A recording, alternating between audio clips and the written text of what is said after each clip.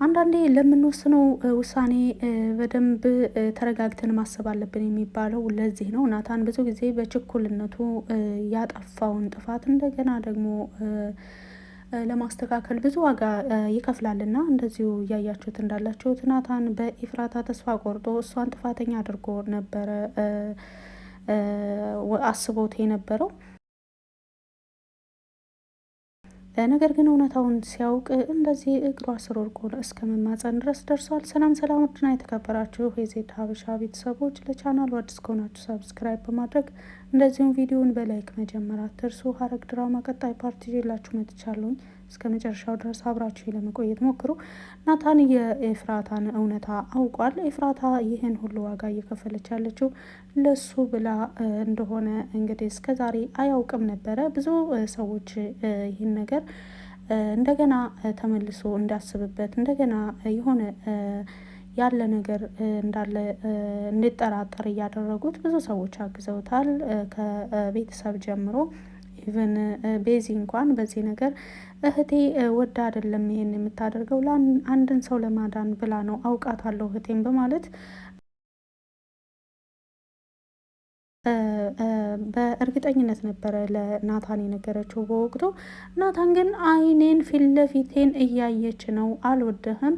የሆነ ጊዜ ያፌት አግቶኝ በሚንከባከብብኝ ወቅት በዚያን ጊዜ ፍቅር እንዲይዘኝ አድርጎኛል። በደንብ ይንከባከበኝ ነበር። ስለዚህ ተሸነፍኩ ስላለችኝ አይኔን እያየች ስላወራች አምኛታለሁ በሚለው በዛ ነበረ ውሳኔው። ብዙ ጊዜ እነ ቤዚም ጽዮንም እንደዚሁ ቢኒያም ዳጊንም ጨምሮ በየጊዜው ያስታውሱት ነበረ። በቅርብ ጊዜም እንደምታውቁት መርማሪ ፖሊሱ ይህንን ነገር አስታውሶታል። ታዲያ አመንካት ኤፍራታ የእውነት ያፌትን ወዳው ይመስልሃል በማለት ነበረ። እንግዲህ አቶና ኢፍ ወይም ናታን ያፌትንና የያፌትን የመሰሉ ሰዎችን የእጃቸውን ለመስጠት ምንም መስዋዕት ከፍዬ መስራት አለብኝ በማለት እንግዲህ ቆርጦ የተነሳው ናኢፍ ወይም ናታን እንደሚታወቀው ካሳለፍነው ፓርት ላይ እንዳያችሁት ለምን ነበር ትላንት ስደውልልህ ስልክ ያላነሳኸው ብሎት ጠይቆት ነበረ ቢንያምን። ቢንያምም ደግሞ የሆነ ጉዳይ አጋጥሞኝ እኮ ነው በማለት ነገሩን ሳይናገር ለማለፍ ሞክሮ ነበረ። ምክንያቱም አሁን ናኢፍ ያለበት ሁኔታ በትንሽ ስህተት የከፈለበትን ዋጋ ሁሉ ማጣት የሚችልበት ሁኔታ ላይ ስለሆነ ያለው አረጋግቶ ቀስ አድርጎ ሊነግረው አስቦ ነበር ቢንያም። በወቅቱ የነበሩት ደግሞ ናኢፍ ወይዘሮ ትዝታ ተከራየችለት ወይም ደግሞ የያዘችለት ሆቴል ነው ያለው። የሆቴሉ በር ክፍቱን ነው። ቢንያም ከገባ በኋላ ዘግተውት ነበረ። ነገር ግን እንደ አጋጣሚ እየተነጋገሩ ሳለ ትላንት እኮ ስልክ ስደውልልህ በተደጋጋሚ እያነሳልኝ አይደለም፣ ምን ተፈጥሮ ነው? ለምንድን ነው እየደበከኝ ነው? የሆነ ነገር እየደበከኝ ነው ያለው በማለት እንግዲህ ተደጋጋሚ የሆነ ጥያቄ ለቢንያም ጠይቆት ነበረ። የናታንን መልስ ለመመለስ ምን መሰለህ፣ ተረጋጋ፣ ቆይ አዳምጠኝና ትላንት ምን መሰለህ ጽዮን ራሷን ለማጥፋት ብሎ ገና ተነጋግሮ ሳይጨርስ የተቆለፈውን የሆቴሉን በር ቁልፉን ከፍቶት ነበር የሄደው። ክፍቱን እንዳለ ቢንያምም ቢሮ ውስጥ እንዳለ ሆቴል ውስጥ እንዳለ ነው እየሮጠ ሲሄድ ቢንያም ቢያንስ ቁልፉን አውጥቶ ይዞት ሄዷል ማለት ነው። ነገር ግን ሆቴሉ አልተቆለፈም ነበረ። ቁልፉ ከውስጥ ስለሆነ ብቻ ቁልፉን አንስቶታል ቢንያም በችኮላ። ምክንያቱም ምንም ወቅት አልሰጠውም። እንደዚህ ነው። አሁን ተመሳሳይ ነው። ይሄን እያየ ነው ያለ ነው። በኤፍራታም ጉዳይ እንደዚሁ ነው። ብዙ ጊዜ ናታን ለውሳኔ ረጋ ብሎ ማሰብ፣ ምናልባት ይሄንን ባደርግ ይሄንን ብጽፍ፣ ይሄ እንደዚሁ በናታን ዙሪያ እንደዚህ ያልን እንጂ ኤፍራታም የእሱን ተመሳሳይ ናት ብዙ ጊዜ። ወረቀቱን እንግዲህ እንደሚታወቀው ያፌት ሲሰራበት የነበረውን የተለያዩ ከህግ ውጭ የሆኑ ፋይሎች ምክንያቱም ምንና ኢፍ አሁን ያፌትን ለማጥቃት እየሰሩ እንደሆነ ያፌት ያውቃል። ናታን ደግሞ ግልጽ ጠላቱም እንደሆነ ያፌት ያውቃል።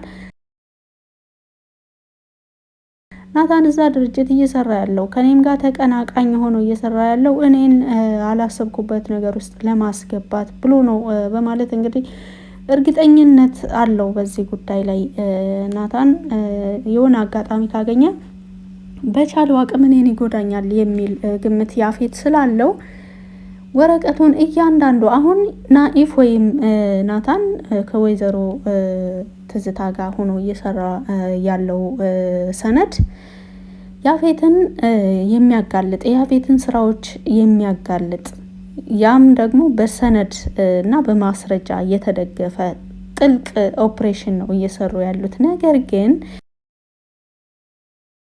እያንዳንዱ ፋይል ተጠያቂው ማን ነው፣ የስራው ኃላፊ ማን ነው፣ አዛዡ ማን ነው የሚለውን በፋይል የባለቤትነት ጥያቄ የባለቤትነትም ሰነድ እዛ ስለሚኖር አሁን ዋና ዋና የተባሉ የወንጀል ፋይሎችን ኤፍራታ ፈርማለች። ምንም ሳታስብ መኪና ውስጥ በስራው ለስራው የሚያስፈልጉ ወረቀቶችን ግዴታ መፈረም አለብሽ ብሎ ነግሯት ነበረ በወቅቱ።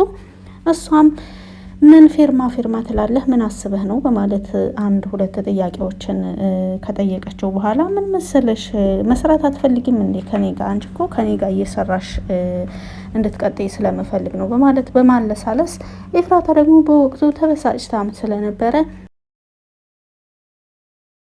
እኔ አሁን ካለሁበት አይበልጥም ፈርሜ መገላገል አለብኝ በማለት ወረቀቱን እያንዳንዱ ሁሉም ላይ ፈርማለታለች። እሷ ስትፈርም እርሱ እየሳቀባት ነበረ በወቅቱ። ምክንያቱም ማንኛውንም ወረቀት ፈርሙ ስለተባልን ብቻ መፈረም የለብንም። አሁን ኤፍራታ በዚችን በሰከንድ ያጠፋቻቸውን ጥፋቶች በወራት በአመታት ለራሱ ለማስተካከል አትችልም እና አሁን ያፌት ራሱን ሳይሆን ኤፍራታን ተጠያቂ ለማድረግ የሚያስችል ትልቅ ሰነድ አለው። እያንዳንዱ የፈለገው ወረቀት ላይ ፈርማለች።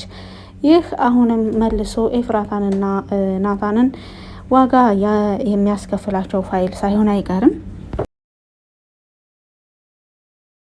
ናታን ያለበት ሁኔታ ከምንም ጊዜ በላይ አሁን በይበልጥ ጥንቃቄ የሚያስፈልገው ነገር ነው ብዬ ነው የማስበው።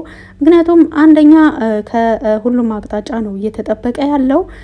የያፌት ሰዎችም እንደዚሁም የወይዘሮ ትዝታ ሰዎችም እየተከታተሉት እንዳለ ሁለታቸውም ተናግረዋል። እሱም ደግሞ ቤተሰቦቹን ሙሉ ሁሉ ዋሽቶ ነው ከሌላ መርማሪ ፖሊስ ጋር እህቴ ነች በማለት ከሷ ጋር እየኖረ ነው ያለው። እነ ወይዘሮ ትዝታ የጽዮንን ማንነት አያውቁም። በዚህ ላይ ደግሞ እንግዲህ ናኦድ ከቤዚ ጋር ጓደኛ ሆኖ እንደቀረበም ሁላችሁም ታውቃላችሁ። ናኦድ ከእናቱ ጋር የሚያገናኘው እናቱ መሆኗ ብቻ ነው እንጂ ምንም የስራ ግንኙነትም ሆነ የአስተሳሰብ ግንኙነት የላቸውም እንደሚታወቀው። ነገር ግን ቢንያምና ናታን አሁን እያሰቡ ያሉት ናኦድ ወደ ቤዚ የተጠጋው እሱም ወይዘሮ ትዝታም የሆነ የፈለገችው ነገር አለ እሱን እንዳጣራላት ከእህቴ ቅርብ ለመሆን ፈልጎ ከቤት አንዳንድ ነገሮችን ለማጣራት ነው እንጂ ቤዚን ጓደኛ የእውነት ጓደኛ ሆኖ ምናምን አይደለም በማለት አሁን ናኦድን በጣም እየተጠራጠሩት ነው። እንደሚታወቀው ቤዚ እንግዲህ ከናኦድ ጋር በቅርብ ጊዜ ከተዋወቀች ወዲህ ይበልጥ እየተቀራረቡ ነው ያሉት። ነገር ግን ቢንያምና ናታን ይሄ ነገር አልተዋጠላቸውም። ናኦድ ሆን ብሎ ወደ ቤታችን የመጣው እናቱ ስለላከችው ነው የሚል ጥርጥር ስላለ ከመርማሪው ጋርም እንደዚሁ የናኦድን አንዳንድ ነገሮች አጣርቶ እንዲነግራቸውም ጭምር አዘዋል።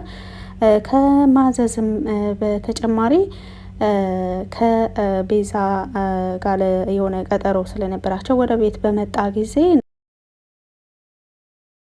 ቢንያም ደግሞ ከጽዮን ጋር ለመገናኘት ወደ ቤታቸው ሂዶ ነበረ። በወቅቱ ሳሎን ቤት ቁጭ ብሎ ነበር ናኦድን ያገኘው ቢንያም እና ወደ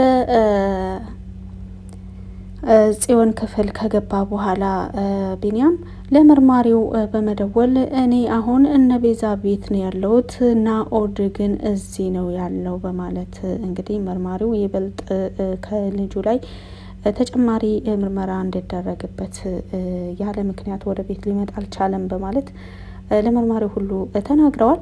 እንግዲህ አሁን ያለበት በተለይ ደግሞ ያፌት እና ናታን ያሉበት ሁኔታ እንግዲህ የናታን ልፋት ዋጋ ሊያጣ ነው። ምክንያቱም ናታን አሁን ናኢፍ ብሎ እየሰራ ያለው ከወይዘሮ ትዝታ ጋር ያፌትን በሰራቸው ስራዎች እያንዳንዱ በስራዎቹ ተጠይቆ ህግ ደግሞ ይገባዋል የተባለውን ቅጣት ለህግ ለማቅረብ ነበረ እየሰሩ ያሉት። ነገር ግን ይሄ ሁሉ ልፋታቸው ኤፍራታን የሚያጋልጥ ሆኖ ነው የሚያገኙት እንደኔ ግምት። ምክንያቱም ኤፍራታ ወረቀቶች ላይ መፈረሟ በጣም ከባድ ነገር ነው። አንብበሽ ቀስ ብለሽ ፈርሚ ነበረ በወቅቱ ያላት ያፌት። ነገር ግን ኤፍራታ በወቅቱ ተበሳጭታም ስለነበር ምንም ቢሆን አሁን ካለሁበት ሁኔታ በምንም ሊበልጥ አይችልም፣ አምጣው ልፈርመው በማለት ፈጥና ነው የፈረመችው። እንግዲህ በጥቅሉ እንደ ምክር እንደነዚህ አይነት ሁኔታዎች ላይ ስንሆን ተረጋግተን ብናይ ጥሩ ነው። ፊርማ ማለት ቀላል ነገር አይደለም።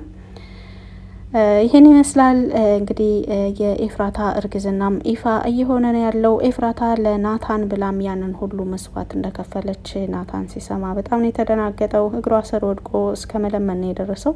በቆይታዬ ላይ ማንኛውንም አስተያየት በኮመንት ስራ አስቀምጡ። መልካም ጊዜ